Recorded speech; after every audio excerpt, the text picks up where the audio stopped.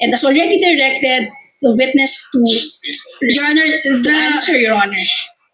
the counsel would want the witness to speculate on the state of mind of the Vice President. No, Your Honor. Let me answer it in two points, Your Honor. Please, counsel, briefly. Yes, it's not speculative, Your Honor, because there was already an admission that they are the top 3 officials of the OVP. Now, the answer would be based on that admission, so it's not speculative. The question would only be speculative. It's completely conjectural, Your Honor. And second, Your Honor, the only reason I repeated the answer because the witness himself requested me to repeat prior to me repeating the question. The Honorable Presiding Officer has already made a ruling. Your Honor, we will be squandering away time if every time I would repeat the question, the defense counsel would all of a sudden invoke another ground for objection. We're about to break for lunch, so let's end it on a good note. Yes, but Finally, Attorney Christine. I will revise my objection, Your Honor. Incompetent. Allow me, counsels. Base sa testimonya mo, Ginoong Tonyo, wala kang alam sa paggastos, pag-liquidate, pag-disburse ng confidential fund. Tama? Yes, that's correct, Your Honor. Sabi ni Gina Acosta, wala rin siyang alam. Tama? Alam mo ba yan? Na wala rin siyang alam sa paggastos ng confidential fund at kung paano ito niliquidate. Would you know that? Based on what I have read, na testimonya niya? Yes, sir. Base sa pagkakaalam mo, alam ba ng Vice President kung paano ito ginastos? The way I understand it, sir, as the head of agency, I would understand that she knows the implementation, sir. Yes. So si Colonel Lachica, alam din siyempre. Yes, sir. As the security officer. So sa loob ng opisina ng OVP, si VP Sara, head of agency lang ang nakakaalam, ikaw bilang assistant chief of staff, yung chief of staff mismo, walang alam, at si Colonel Lachica na ayon sa katanungan ni Senator Judge Soto kanina lang, na hindi naman bahagi ng opisina ng OVP. Yes, Your Honor. Okay. That would be all for redirect, Your Honor. Do you have a short recross, Attorney Christine, or a long one? Do we pause for lunch, or do you want to finish your cross before lunch? We don't have to call lunch at 12 o'clock. We can do it at 12:12. After lunch, Your Honor.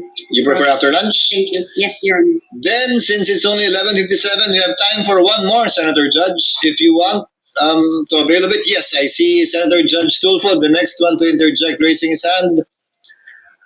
The sequence would be Senator Judge Rafi Tulfo, Senator Judge Villanueva, the Senate President, Senator Judge Ontiveros, Senator Judge Lacson, Senator Judge Padilla, and I just saw Senator Judge Bam. So we have time for one or two more Senator Judges before breaking for lunch. Senator Judge Rafi, you are recognized, sir. You may proceed. You have 2 minutes, sir. Thank you, Mr. Presiding Officer.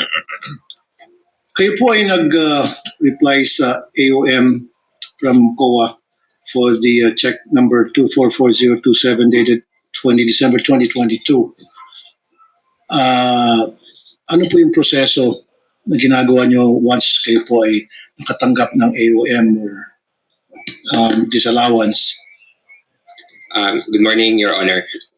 When we receive AOMs within the office, once we receive it, we inform of course, the Chief of Staff and, of course, also the head of agency of the AOM.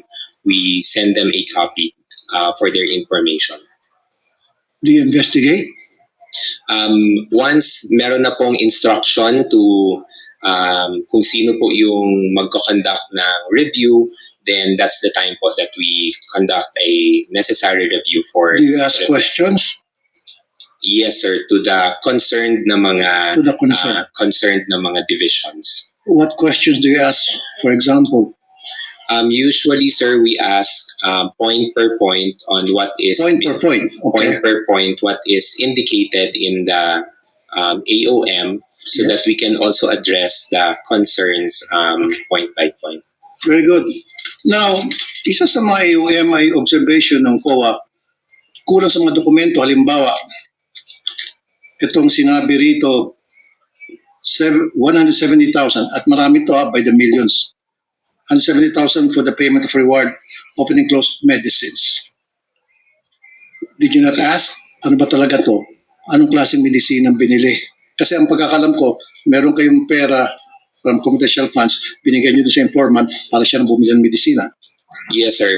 Yun po Did you yung, ask kung anong medisina ang binili para sa medisina bibili ng informant, ng pera? when the time na nag-consult po ako with the security officer, sir, I did not ask anymore on the specifics, but I asked on paano po yung naging process nila in terms of nung pag-release nung funds for the informants or for the agents. Sir, you are a very highly educated person from prestigious schools. Come on, it doesn't make sense. It defies logic. Tatanungin mo dapat to protect Sarah kasi very close ka kay Sarah. Teka muna, anong klase mga medisina ang binili? Nasaan yung reseta? Kasi mali mo, baka namin hindi binili ng medisina, baka binili ng drugs, whatever, baka may nagbulsa ng pera. Dapat, yun kasi yung kailangan ng, COA, di ba? Resibo. At the time po, sir, when I consulted with the security officer, sir, I was not able to ask anymore. On Why my not? details, sir. It's part of your job. In fact, pumirma ka doon sa pag-reply mo sa IOM. I asked, sir, So, kung ano pumirma yung ka process. nakapikit. Yes, sir. No, sir, hindi naman po na nakapikit, sir, because nagtanong naman po ako sa security officer namin, sir, on how it was released or implemented on the ground. So, kung ano po yung nabigay na information, sir, yun po yung nailagay ko sa pag-draft po ng reply to the AOM. Hindi mo rin tinanong bakit pare-pareho yung signature sa different names ayon sa NBI, forensic, tapos pare-pareho yung handwriting sa different names, parang isang tao lang nag-fill up, meron pa nga walang signature at nag-receive ng by the hundreds of thousands each. So you can ask, bakit mo tinanong, hindi mo tinanong, bakit pusa, bakit ito si Pagong, pinagtatawanan tayo ng tao, etc. Why? Did you not ask? Sir, at the time, sir, hindi ko po nakita yung mga acknowledgement receipts, sir.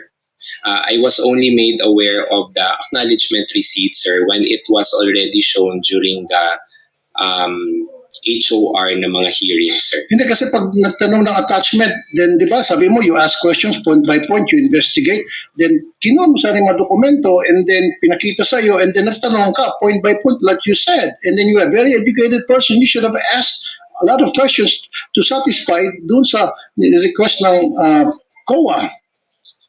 Sir, I Kasi did not- tulad yan, pusa, Pagong. Imposible hindi mo nakita yan.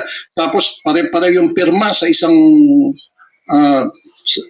same handwritings para sa napakaraming pangalan at saka isang pirma sa napakaraming pangalan according to the NBA forensic. You didn't ask? Sir, at the time po, sir, I did not see the acknowledgement receipts. Come on, sir. Like I said, napakatalino mong tao sa credentials mo. Dating professor, Ateneo, UP, di ba? And then, now, parang, sorry sir, parang nagmaang-maangang ka. Again, is it blind loyalty? Thank you po. Thank you for sharing po, sir. Are you going for lunch or the rostrum, Attorney Senator Judge Joel? Okay. I thought you were headed towards lunch already. Senator Judge Villanueva, as the last Senator Judge to interject before we break for lunch. You have 2 minutes, sir. You may proceed.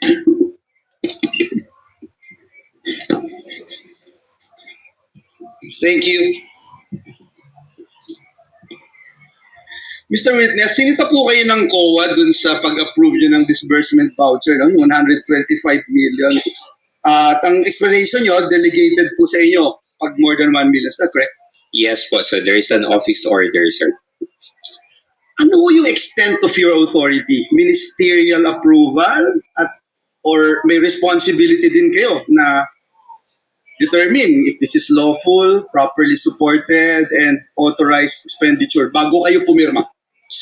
There is also a level of checking, sir, if documentary attachments have been complied, sir, prior to the affixing my signature, sir. Like, Kung sa mga disbursement vouchers, sir, dapat merong mga supporting documents on the reasons for the request. like, One of which, sir, say for example, there is an activity design, sir, which indicates kung ano yung mga activities to be done and the expenses for those activities. okay, nung winidraw po yung salapi, 125 million, sabi po ni Miss Acosta, you accompanied her. Alam niyo po na after nung winidraw yung salapi, diretso po pinlace ito sa custody ni Colonel Lachica. Alam niyo po yun? At the time, sir, I did not know, sir, kung ano yung arrangement nila ni Miss Gina Acosta, sir. I just accompanied her to the bank, sir, per her request. So you have no knowledge. I have no knowledge po, sir. You're the disbursement officer. You don't have any knowledge, so wala ding written authority, no? Anyway, dun po sa testimony ni Miss Acosta, sabi po niya, si Colonel Lachica was not bonded, yet the confidential funds were released to him because he was supposedly na siya yung mag-implement ng activities on the ground. As Assistant Chief of Staff, as disbursement voucher signatory, officially approving the DVs. Aware po ba kayo dito sa ganitong arrangement?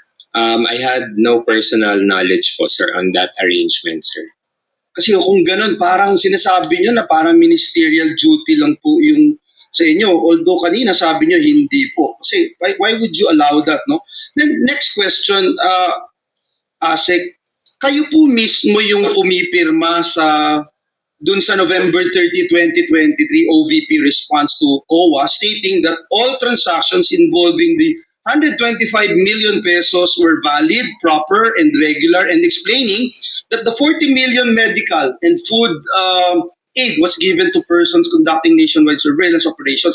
Bago po ninyo ginawa, may factual representation po ba kayo sa COA? Ano po yung inyong ginawa, yung personal po ninyo na verify bago niyo po ito ginawa? Sorry, sir. The question again, sir. Just to be clarified lang, sir. Ulitin ko po yung question. Nung nag-respond po kayo dun sa COA that all transactions involving the 125 million were valid, proper, and regular, in-explain nyo din po yung 40 million medical and food aid was given to persons conducting nationwide surveillance operations. Bago po ninyo ito ginawa, yung factual representation po na iyon sa Commission on Audit, ano po yung inyong personal na ginawa to verify all of this? I consulted po yung our security officer on how the implementation was done on the field, sir. And what was relayed to me, sir, yun po yung nilagay ko sa draft for the reply. Ano sir. Po yung hiningi nyo? Information, sir, on how it was implemented, sir. So I asked if I can remember it right, sir, because it was quite a long time ago, sir. I asked kung paano yung manner of release of the funds on the ground, sir, and especially yung sa medical and food aid, sir. And what was relayed to me, sir, was that the funds were released to the informants or the agents through cash, and then based on their representation that they would need these funds for the purchase of medicines and supplies. Binanggit niyo po dun sa AOM na lumabas na notice of suspension, wala pong nakalagay na misuse of funds. Right? So, ano po yung ginawa po ninyo after po lumabas ito, despite the fact na wala ho kasi yung nakalagay na misuse of funds, pero nakalagay po doon yung lacking of documentary records to support yung ginawa po ninyo. Ano po yung inyong ginawa para makorek? From example, from AOM to before ma-issue yung notice of suspension, before ma-issue yung notice of disallowance, ano po yung inyong ginawa to suffice yung hinahanap po ng Commission on Audit?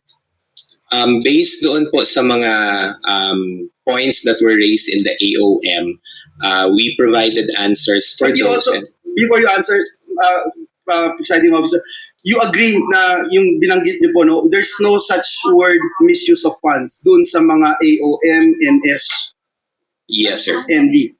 Yes, sir. Okay, sige po. So we provided the documents that were required of us, sir, in support on the issues or concerns raised by the Commission on Audit. And apparently, hindi po sila pumayag at hindi sila nag-agree because kulang pa rin po yung documents. Based po sa NS, sir, ND, sir, meron pa pong mga hinihingi ang COA, sir. And that's why, as a response to the ND, sir, we also supply those information. Salamat po, salamat po. Gusto ko lang kong sabihin that indeed yung confidentiality may limit what can be disclosed to the public, but it cannot erase yung accountability within the government. Salamat po, Mr. Ruto.